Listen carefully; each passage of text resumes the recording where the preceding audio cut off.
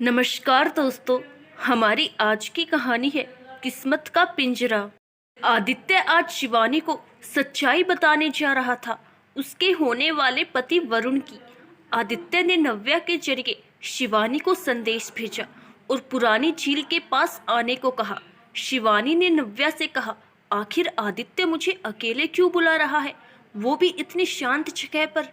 नव्या बोलती है, आदित्य को तुम्हें कुछ बताना है। नव्या तो सच्चाई जानती थी वरुण की, लेकिन अपनी माँ के डर से चुप थी। लेकिन आदित्य को किसी का डर नहीं था, वो तो बस शिवानी को वरुण से बचाना चाहता था। आदित्य झील के किनारे शिवानी का इंतजार कर रहा था। शिवानी के आने से पहले ही कुछ गुंडों ने आदित्य को अगवा कर लिया। शिवानी घर से निकलती है आदित्य से मिलने के लिए। जब शिवानी झील के किनारे पहुंची तो वहां कोई नहीं था। शिवानी सोचती, आदित्य ने यही बुलाया था मुझे, लेकिन वो यहाँ नहीं है। तभी वहाँ कुछ शराबी आते हैं। शिवानी उन्हें देख के डरने लगती है। वो शराबी शिवानी के पीछे जाते हैं। शिवानी वहाँ से भागती है, लेकिन थोड़ी देर के बाद उन शराबियों ने शिवानी को घेर दिया। शिवानी उन्हें धक्का देती है और जंगल की तरफ भागने लगती है।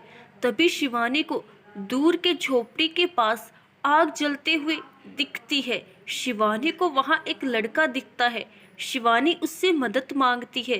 वो शिवानी को झोपड़ी में छिपने को बोलता है।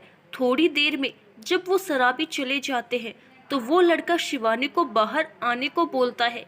वो लड़का शिवानी की आंखों के दर्द को देखता है और बोलता है, आप ठीक हैं अब? शिवानी बोलती है, धन्यवाद आपका मेरी मदद करने के लिए। शिवानी के पैर में चोट लगी हुई थी। उस अनजान लड़के ने शिवानी के पैर में मरहम पट्टी की। शिवानी ने उस लड़के से पूछा, आप यही रहते हो? उस अनजान लड़के ने हाँ में इशारा किया और दर्द भारी आवाज में बोला, मेरा कोई घर नहीं है। उस अनजान लड़के ने शिवानी को उसके घर में थोड़ी दूर में छोड़ दिया। नव्या ने शिवानी से पूछा, आखिर क्या बात हुई तुम्हारी आदित्य से? शिवानी ने सारी कहानी नव्या को बताई। नव्या ने बताया कि कोई अच्छा इंसान रहा होगा, तभी तो तुम्हारी मदद की। शिवानी ने अपनी मामी के मुंह से सुना था कि उसका जो होने वाला पति है वह बहुत ही अमीर और अच्छा लड़का है। लेकिन नव्या सच्चाई जानती थी, अपने माँ के डर के कारण चुप थी। कई बार तो नव्या सोचती है, मुझे शिवानी को बता देना चाहिए, लेकिन माँ के खौफ के कारण नव्या ने चुप रहना ही ठीक समझा। और परवीन जी ने एक हफ्ते में ही शिवानी की शादी की तारीख तय कर दी। नव्या और साक्षी दोनों बहनें मिलकर घर का सारा काम कर रही थी। कुछ दिनों से शिवानी देख रही थी, उसके मामा और मामी उसके साथ कुछ ज़्यादा ही अच्छा बर्ताव कर रहे थे। शायद इसीलिए क्योंकि अब शिवानी बड़े घर की बहू बनने जा रही थी। शिवानी के बहू बन जाने के बाद उसके मामा और मामी के दिमाग में कुछ चल रहा था, जिसका अंदाजा शिवानी को ना था और ना ही अर्पिता जी को। शिवानी की शादी एक हफ्ते में होनी है, लेकिन शिवानी के मन में अभी भी बहुत से सवाल है, क्योंकि उसने अभी तक अपने होने वाले पति को देखा भी नहीं था। यहाँ तक कि शिवानी तो नाम भी नहीं जानती थी। आखिर उसके होने वाले पति का नाम क्या है? यही सवाल लेकर वो अपने मामा और मामी के कमरे की तरफ गई, जहां उसने अपने मामा और मामी की बात सुन ली। शिवानी को अब मालूम चल गया था कि उसके मामा और मामी ने उसकी शादी के बदले अच्छी खासी मोटी रकम ली है, लेकिन शायद शिवानी ने पूरी बात नहीं सुनी। शिवानी नहीं जानती थी कि उसका पति एक दरिंदा है जो 2 बार जेल भी जा चुका है। शिवानी सिर्फ इतना ही जानती थी कि उसके मामा और मामी ने अच्छी खासी रकम ली है। शिवानी भी सोच रही थी, आखिर अर्पिता जी इतनी अमीर हैं तो उन्हें मुझ जैसे गरीब पर क्या पसंद आ गया जो उन्होंने मेरी ही कीमत लगा दी। नव्या ने बताया कि उसके होने वाले पति का नाम वरुण है। शिवानी खुश थी अपनी शादी को लेकर। शायद इसी खुशी में वह आदित्य को भूल गई थी। आदित्य को ध्यानचंद जी ने अगवा किया था, क्योंकि उन्हें डर था अगर कोई शादी को रोक सकता है तो वो आदित्य है। इसीलिए शादी हो जाने तक आदित्य को बंदी बनाया गया। दिन गुजरने लगे थे। शादी का दिन भी नजदीक आ गया था। मेहंदी की सुबह शिवानी और नव्या दोनों शॉपिंग करने जाते हैं, जहां शिवानी की मुलाकात उस अनजान लड़के से होती है। वो अनजान लड़का भी शिवानी से मिलकर खुश हो जाता है। शिवानी पिछली रात के लिए उसे धन्यवाद बोलती है। कुछ ही दिनों में शादी भी हो जाती है। विदाई के वक्त शिवानी खुश भी थी और दुखी भी। खुशी थी क्योंकि अब वह उस पिंजरे से आजाद होने वाली थी। दुख इस चीज का था क्योंकि नव्या के रूप में उसे एक बहन और दोस्त मिली थी, अब उसे छोड़कर जाना होगा। शिवानी ने जाने से पहले नव्या से पूछा, आखिर आदित्य इतने दिनों से गायब क्यों है? आदित्य ठीक तो होगा ना? कहीं उसे कुछ हो तो नहीं गया? आदित्य मुझसे बेइंतहा प्यार करता है, कहीं उसने मुझसे भी खुद को ही कोई नुकसान ना पहुंचा दिया हो? नव्या दुखी होते हुए बोलती, शायद आपकी शादी की खबर से उसने यह गांव छोड़ दिया है।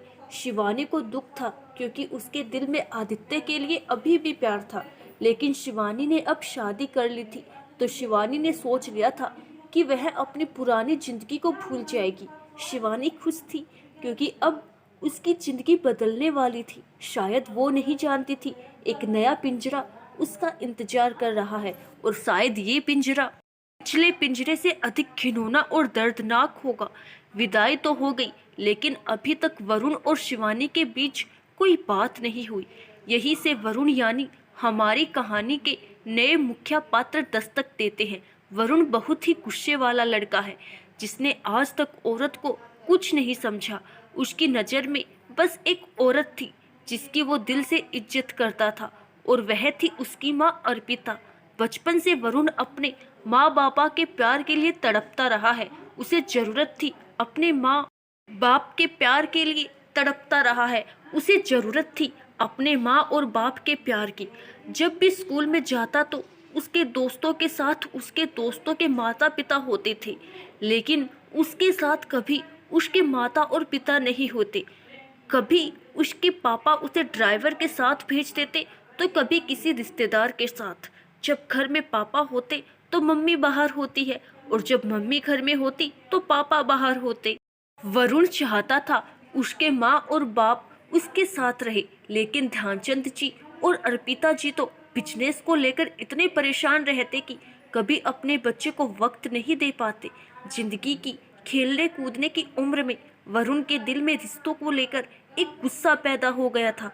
उम्र के बढ़ने के साथ मासूम वरुण अब बिगड़ने लगा था। उसके दोस्त उससे दोस्ती नहीं करते थे, बल्कि उसका इस्तेमाल करते थे, क्योंकि वरुण एक अमीर बाप की औलाद था। लेकिन वरुण को तो बस अपने माँ बाप का प्यार चाहिए था, जिस प्यार की तड़प में आज 25 साल बीत गए। लेकिन उसके माँ बाप ने बचपन में कभी तो वक्त उसके साथ बैठकर बात भी नहीं की। वरुण अपनी माँ अर्पिता के दिल के बहुत करीब था, क्योंकि उसके माँ ही उसे थोड़ा बहुत समय दे पाती थी। लेकिन पापा ध्यानचंद, उन्हें तो वरुण दिखता ही नहीं था। बचपन के हादसों की वजह से वरुण की जवानी बहुत ही खराब थी। वरुण नशे करने लगा था और गलत संगत में पड़ने लगा था। यहाँ तक कि उसकी पहचान गलत लोगों के साथ होने लगी थी, जिनसे उनके परिवार की गरिमा खराब हो रही थी। ये सब देखने के बाद अर्पिता जी ने तय किया, क्यों ना अपने बेटे की शादी करवा दूं। अर्पिता जी अपने बेटे की शादी ऐसी लड़की से करेंगी जो वरुण को बदल दे। साक्षी की शादी में उसने जब शिवानी को देखा तो ना जाने क्यों अर्पिता जी को ऐसा लगा जैसे शिवानी ही वो लड़की हो जो उसके बेटे को अच्छी राह दिखाए। अर्पिता जी ने शादी तो तय कर दी थी, लेकिन जन्मा पत्री के अनुसार वरुण की 2 शादी का योग है। अर्पिता को डर था कहीं शिवानी जैसी मासूम लड़की के साथ कुछ गलत ना हो जाए। अर्पिता को ये भी डर था, ना जाने वरुण कैसा रिएक्ट करेगा जब उसे मालूम चलेगा कि मैंने उसकी शादी पक्की कर दी है। और हुआ भी यही। जब वरुण को मालूम चला कि उसकी माँ ने उसकी इजाज़त के बिना उसकी शादी किसी गरीब लड़की से करवा दी है, तो वरुण ने अपने कमरे का सामान तोड़ दिया। ये देखकर अर्पिता जी काफी डर गई थी। इसी डर की वजह से अर्पिता जी को दिल का दौरा पड़ा। ध्यानचंद जी ने अपने बेटे वरुण को समझाया कि उसे अपनी माँ के खातिर इस शादी के लिए मान जाना चाहिए, क्योंकि तुम्हारी माँ की यही ख्वाहिश है। माँ के प्यार में वरुण ने हाँ कर दी शादी के लिए, इसी उम्मीद में कि अर्पिता जी को अच्छा लगेगा। एक राज था जो अर्पिता जी भी नहीं जानती थी। वरुण की पहली शादी हो चुकी थी, लेकिन जब तक वरुण घर बताता उससे पहले ही उसकी बीवी की एक हादसे में मौत हो गई। ये वरुण का प्रेम विवाह था। शिवानी वरुण की दूसरी बीवी है। वरुण अब वर्तमान में आ चुका था। जब वरुण और शिवानी की शादी हो गई थी तो अनजान एक पवित्र डोरी में बंध चुके थे। वरुण और शिवानी एक दूसरे के लिए अनजान है। शिवानी को लगता था उसका पति एक अच्छा इंसान होगा, लेकिन वह नहीं जानती थी कि वह जिस पिंजरे में आप कैद होने जा रही है, इस पिंजरे में उसकी बहुत सी परीक्षाएं होंगी, जिसका सामना करने के लिए उसे हिम्मत और सब्र की जरूरत पड़ने वाली है। शिवानी का गृह प्रवेश हुआ। सभी लोग बहुत खुश हैं क्योंकि आज वरुण की शादी हो गई थी। वरुण और शिवानी ने कुछ रस्में निभाई और सभी लोगों ने उन्हें बधाई दी। घर की औरतें शिवानी को कमरे में ले गए जहां शिवानी वरुण के आने का इंतजार कर रही थी। शिवानी घबरा भी रही थी, ना जाने वरुण जी कैसे होंगे। आज तक तो मैंने उन्हें देखा भी नहीं है।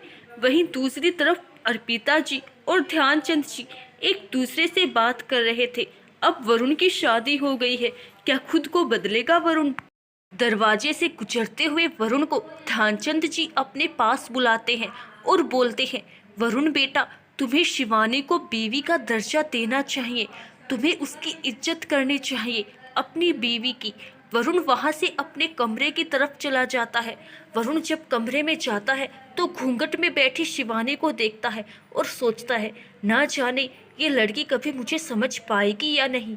वरुण और शिवानी एक दूसरे को देखते हैं और अचानक से बोलते हैं, अरे आप तो वही हो। उस दिन जंगल में शिवानी की जान बचाने वाला वरुण ही था और उस दिन कपड़ों की दुकान में भी दोनों की छोटी सी मुलाकात हुई थी। वरुण हैरानी से पूछता है, तुम उस दिन किससे भाग रही थी? शिवानी बोलती है, वो कुछ लोग मेरा पीछा कर रहे थे। वरुण खुश होते हुए बोलता है, मैंने जितना सुना था तुम उससे कहीं ज्यादा खूबसूरत हो। ये सुनते ही शिवानी शर्माने लगती है। शिवानी अपनी पलकें उठाती है और वरुण को देखती है। वरुण भी काफी हैंडसम था। तभी वरुण शिवानी के हाथ को अपने हाथ में लेता है और बोलता है, तुम लड़कियों को मेहंदी इतनी पसंद क्यों होती है? अगर हाथ लाल करने का इतना ही शौक था तो बाजार जाकर हाथों में परमानेंट रंग क्यों नहीं लगवा देते? वरुण की बात सुनकर शिवानी थोड़ा विचलित हो जाती है। वरुण बोलता है, मुझे मेहंदी की खुशबू से नफरत है, इसीलिए मैं चाहता हूँ तुम ये मेहंदी मेरे सामने कभी मत लगाना। शिवानी हैरानी से हामी भरती है। उधर नव्या रात भर सोचती है। नव्या ने अपनी बहन शिवानी के साथ के क्या कर दिया? काश उसे वरुण की सच्चाई पहले ही बता देती। ध्यानचंद जी के गुंडों ने आदित्य को छोड़ दिया था। जब तक आदित्य शिवानी के मोहल्ले में पहुंचा तब मोहल्ले वालों ने बताया शिवानी की शादी हो चुकी है, जिसे सुनकर आदित्य बिल्कुल अंदर से टूट गया था। आदित्य जानता था वरुण बहुत ही गुस्सा और जालिम किस्म का इंसान है। वह गुस्से में कुछ भी कर सकता है। अगली सुबह जब शिवानी तैयार हो रही थी तो शिवानी चूड़ी पहनने लगी और साथ ही पायल भी अपने पैरों में पहनने लगी। ये सब जब वरुण ने देखा तो वरुण गुस्से में बोलता है, मुझे पसंद नहीं है कि तुम चूड़ियां पहनो या फिर पायल पहनो, क्योंकि मैं नहीं चाहता इन चूड़ियों की खन खन या पायल की छमछम से कोई मर्द तुम्हारी तरफ देखे। यह बोलते ही वरुण वहां से चला जाता है। शिवानी कुछ देर चुप रहती है और सोचती है, वरुण जी ऐसा क्यों सोचते हैं? जितना मैंने उनके बारे में सुना है वह एक अच्छे इंसान थे। शायद उन्हें ये सब पसंद ना हो, इसीलिए वरुण जी के लिए मैं इतना तो कर सकती हूँ कि मैं ऐसा कुछ ना करूँ जो उन्हें पसंद नहीं है। उस दिन जंगल में तो एक अच्छे इंसान होने का सबूत दे रहे थे। अगले दिन ही उनके घर ध्यानचंद जी के मित्र अरविंद जी आते हैं। अरविंद जी और ध्यानचंद जी काफी पुराने मित्र हैं और ध्यानचंद जी अरविंद जी के बारे में काफी कुछ जानते हैं। बचपन से अरविंद जी वरुण के दिल के काफी नजदीक रहे हैं, क्योंकि वरुण के लिए ध्यानचंद जी के पास तो वक्त नहीं होता था। इसीलिए कई बार वरुण को अरविंद जी अपने साथ घुमाने ले जाते थे। अर्पिता जी और ध्यानचंद जी बोलते हैं, अरविंद जी कल हमारे बेटे की शादी थी, आपने आने में देरी कर दी। अरविंद जी बोलते हैं, कोई बात नहीं, मैं आज तो आ गया हूँ, कल कुछ काम के सिलसिले में मुझे दूसरे शहर जाना पड़ा था। तभी पीछे से वरुण आता है और अरविंद जी को गले लगा लेता है। अंकल जी, काश आप कल होते, मुझे आपकी कमी खल रही थी कल।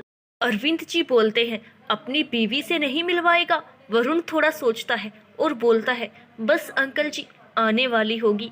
अंकल जी, आप तो जानते हो, औरतों को शीशे के आगे बैठा दो तो 2 घंटे बैठी रहती हैं, आप चिंता मत करो, आने वाली होगी।